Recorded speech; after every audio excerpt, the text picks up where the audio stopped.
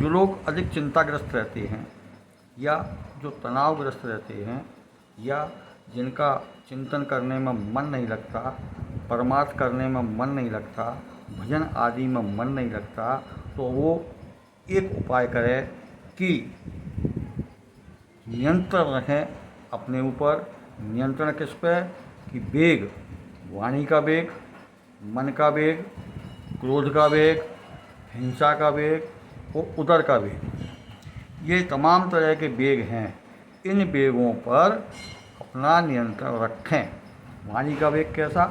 कि वाणी के द्वारा हम किसी भी व्यक्ति से अपशब्द कहते हैं, बुरा भला कहते हैं, और सामने वाला व्यक्ति हमको बुरा भला कहता है, हमको अपशब्द कहता है, तो इस वेग पे हमको नियंत्रण रखना चाहिए। आगे जाकर यही बातें जो हैं हमारी चिंता का कारण बनती है। दूसरी बात, मन का वेग। मन के वेग को जिसने नियंत्रित कर लिया, जिसने इस वेग पर विजय प्राप्त कर ली, मन के वेग, मन का काम क्या है? मन चंचल होता है, चलायमान होता है, नित नए नूतन सपने करता है, अच्छे अच्छे कार्य करने का मन करता है।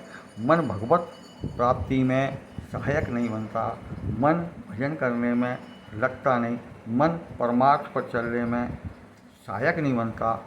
ये मन का वेग, हम ये खा लें, हम वो पहन लें, हम यहाँ चले जाएं, हम वहाँ बात कर रहे हैं, हम शयन कर रहे हैं, हम अच्छा अच्छा अच्छा करें।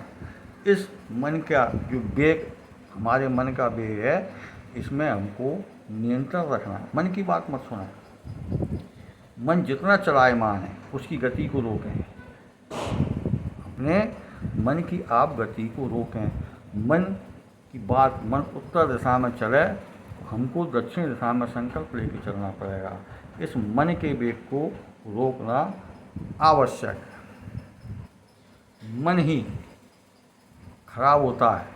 मन क्या करता है? जब खराब होता है उसको अनुकूलता नहीं मिलती। जब उसके सामने प्रतिकूलता आती है तो प्रतिकूलता के इन्हीं क्षणों में हम चिंताग्रस्त हो जाते हैं। तो मन का वेग जो है, मन चंचल है, चलायमान।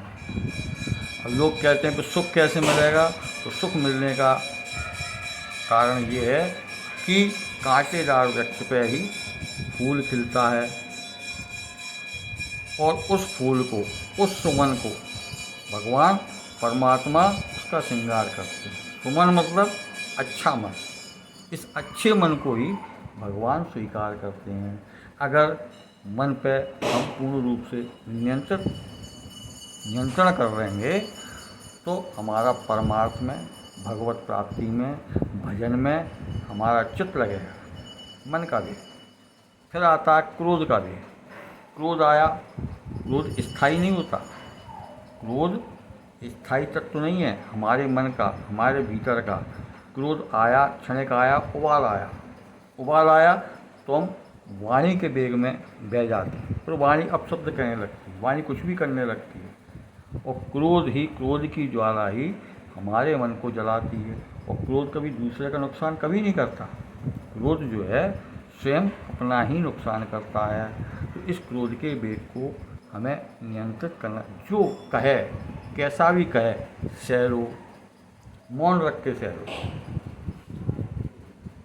नरसिंह मेहता जो भगत हुए हैं, सूरदास जी भगत हुए हैं, उनको तमाम लोगों ने कुछ भी कहा। लोग कहते हैं जब हम चलेंगे परमार्थ के मार्ग पर, भक्ति के मार्ग पर, भजन के मार्ग पर, पुण्य के मार्ग पर, जब हम कुछ अच्छा करने चलेंगे तो लोग कहेंगे कि कोई ना कोई प्रतिकूलता हमारे द्वारा जब उनको दिखाई देगी तो लोग अपशब्द भी कहेंगे, कुछ ना कुछ कहेंगे। आपको इस मार्ग से भटकाने का कुछ ना कुछ उपाय सोचेंगे। बिल्कुल शांत हो जाओ। जब मन चंचल हो, मौन हो जाओ। जब वाणी का वेग उबाल मारे, मौन हो जाओ। और जब क्रोध उबाल मारे तब भी आप मौन हो जाओ। इस वेग के बाद आता है हिंसा का वेग। सबसे पहले क्रोध का वेग जब आएगा तो वाणी का वेग उस पर निकलेगा, और वाणी का वेग जब निकलेगा तो हिंसा का वेग सामने आ जाएगा। हमने किसी का दिल दुखाया या हमारा किसी ने दुखाया तो जो उसकी हिंसा का वेग को वो नियंत्रित नहीं कर सका, हमने दुखाया तो आज नहीं तो कल 10 साल बाद यदि कोई आदमी डंडे से पिटाई खाता है तो 2-4 दिन में ठीक हो जाता है, लेकिन जब दिल को चोट पड़ती है तो वर्षों तक वो चोट कायम रहती है। वर्षों तक उसके मन में आपके प्रति वैमनस्यता बनी रह सकती है। इसलिए इस पर भी आप नियंत्रण पाइए, हिंसा का वेग। उसके बाद आता है उदर का वेग। अब उदर का वेग तो आम ग्रस्तजनों के लिए नहीं है। उदर का वेग है, साधु सन्यासी लोग रहते हैं, महीने में 2 एकादशी बनाई हैं तो कम से कम एक दिन में भी एक समय आप उदर के वेग को नियंत्रित कीजिए।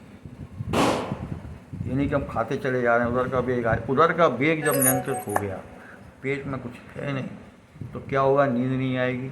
नींद नहीं आएगी तो कोई भी वेग आपको परेशान नहीं कर सकते। जब नहीं करेंगे तो फिर क्या होगा, आप भजन मार्ग पर लग जाएंगे, मन में परमात्मा का चिंतन करेंगे, मन में परमात्मा का गुण गाएंगे। साधु संत लोग क्या है, 5 घरों से भिक्षा मांगी, मिली तो ठीक और नहीं मिली जय सीताराम।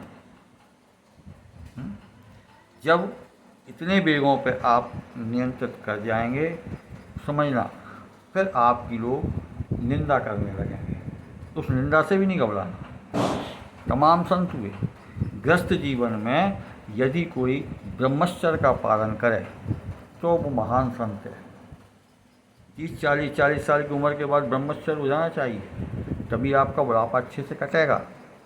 अगर जवानी में उद्दंडता दिखा दी तो बुढ़ापा गंधाएगा, अंदर के विकार गंध मारने लगेंगे, आप परेशान हो जाएंगे। उस परेशानी से बचने के लिए हमको वाणी का, मन का, क्रोध का, उदर का, हिंसा के वेग को अपने अंदर नियंत्रित करना है। और नियंत्रित कैसे होगा कि सब कुछ सह जाओ, हंसते हंसते सह जाओ।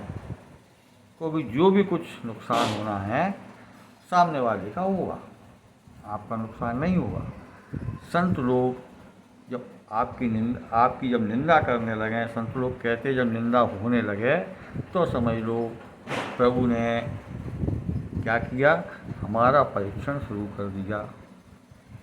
निंदा होने लगे, समझ जाओ कि हमारा परीक्षण हो रहा है ईश्वर के द्वारा कि हम इन वेगों पर नियंत्रण कैसे रख सकते हैं।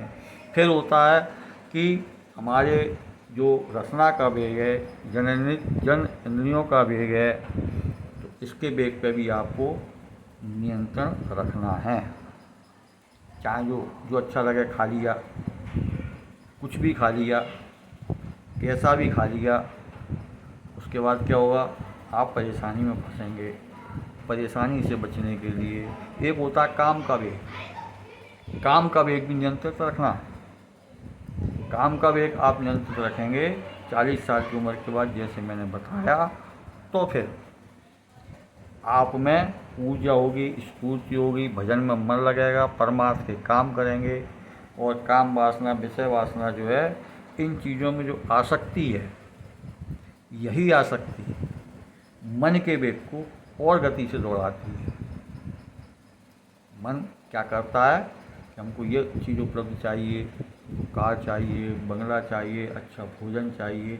मन का वेग जो है ना, तमाम तरह के इतनी गति से भागता है, इतनी तेज होता है मन कि इन्हीं सब बातों में व्यक्ति को उलझा के रखता है। और जब व्यक्ति उलझता है तो फिर परमात्मा में मन नहीं लगता।